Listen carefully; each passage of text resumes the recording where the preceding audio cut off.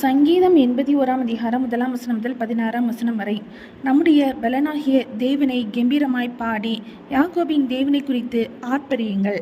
தம்புரு வாசித்து வீணையையும் இனிய ஓசையான சுரமண்டலத்தையும் எடுத்து சங்கீதம் பாடுங்கள். மாதப்பிறப்பிலும் நியமித்த காலத்திலும் நம்முடைய பண்டிகை நாட்களிலும் எக்காலம் ஊதுங்கள். இது இஸ்ரவேலுக்கு பிரமாணமும் யாக்கோபின் தேவன் விதித்த நியாயமாய் இருக்கிறது. நாம் அறியாத பாஷையை கேட்ட எகிப்து தேசத்தை விட்டு புறப்படுகையில் இதை யோசேப்பிலே சாட்சியாக ஏற்படுத்தினார். அவன் தோலை சுமைக்கு விலக்கினேன், அவன் கைகள் கூடைக்கு நீங்களாக்கப்பட்டது. நெருக்கத்திலே நீ கூப்பிட்டாய், நான் உன்னை தப்புவிட்டேன். இடிமுழக்கம் உண்டாகும் மறைவிடத்திலிருந்து உனக்கு உத்தரவு அருளினேன். மேரிபாமின் தண்ணீர்களிடத்தில் உன்னை சோதித்து அறிந்தேன்.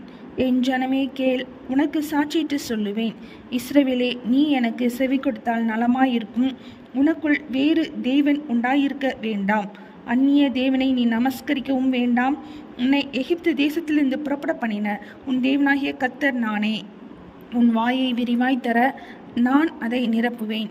என் ஜனமோ என் சத்தத்துக்கு செவி கொடுக்கவில்லை. இஸ்ரவேல் என்னை விரும்பவில்லை. ஆகையால் அவர்களை அவர்கள் இருதயத்தின் கடினத்திற்கு விட்டுவிட்டேன். தங்கள் யோசனைகளின்படியே நடந்தார்கள். என் ஜனம் எனக்கு செவி கொடுத்து இஸ்ரவேல் என் வழிகளில் நடந்தால் நலமாயிருக்கும்.